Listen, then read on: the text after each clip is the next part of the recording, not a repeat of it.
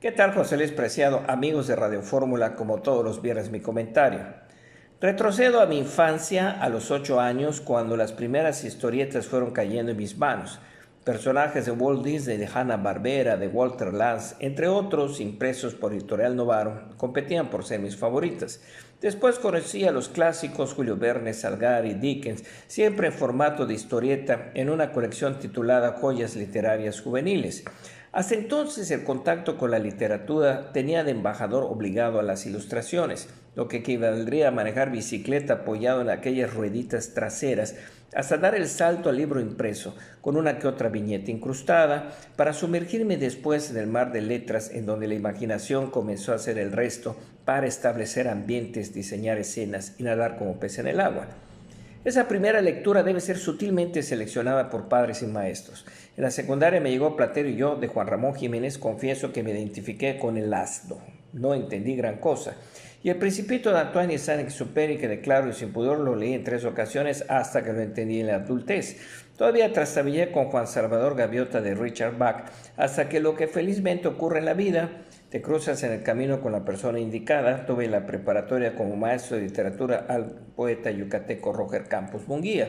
Él tuvo la singular virtud de ir a contracorriente, pues a diferencia de lo que marcaba el programa oficial, comenzaba la aventura literaria leyendo a los escritores de boom latinoamericano hasta terminar con El Cantar del Mío Cid y El Quijote de la Mancha, a tal manera que la primera novela que tuve en mis manos, que fue para mí impactante y la recuerdo, pues Los Cachorros de Mario Vargas Llosa.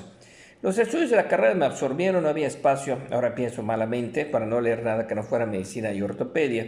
Un día, escuchando el noticiero de Joaquín López Dóriga, mencionó a Fernando del Paso con sus Noticias del Imperio, novela considerada la más importante en los últimos 30 años y que todo mexicano debería de leer. Al día siguiente ya estaba conmigo, quedé de inmediato atrapado con el discurso de Carlota, ya presa de la locura en su castillo, narrando vivencias con un Maximiliano más que muerto en un frustrado reino de México. Y después ya no me detuve, me convertí en una especie de criatura devoradora de libros.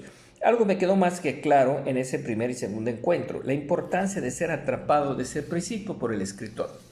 La lectura es un hábito que debe de inculcarse, arraigarse, sobre todo mantenerse vigente en el diario devenir. Fernando Sabater sostiene que actualmente el Internet es el ombligo de la cultura, pero de ninguna manera los medios electrónicos provocaron el apocalíptico fin de la era de la imprenta, parte de la trama lúdica de Enrique Vila Matas en su fantástica dublinesca. Simplemente los libros ya tienen otra vestimenta que nada oculta la desnudez de su alma. Así hay quien prefiere el libro impreso o el digital, cuestión de gustos, obra de costumbres.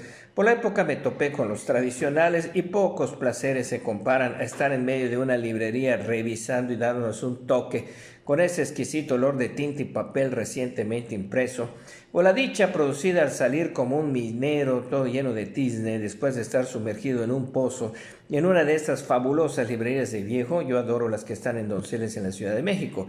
Los libros no pierden su vigencia, para mi fortuna siguen siendo esa fuente de mágica adicción. No oculto mi preocupación por las nuevas generaciones, José Luis. El apego de su lectura es inversamente proporcional a la extensión del texto. Y no estoy en contra de la brevedad de lo escrito, adoro los microrrelatos de Agustín Monreal.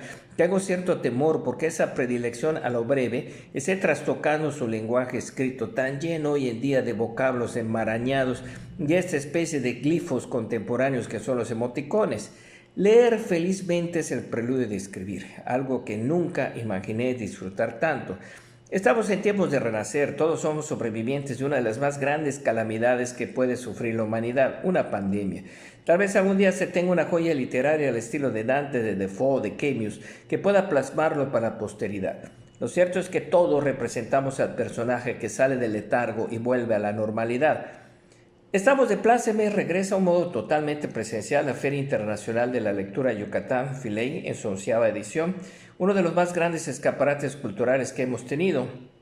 Ahí estarán los libros, nuestros testigos de vida, porque como dice su eslogan, somos lo que leímos, leemos y leeremos. Agradezco infinitamente al comité organizador la oportunidad de exponer mi 9º trabajo en este gran evento.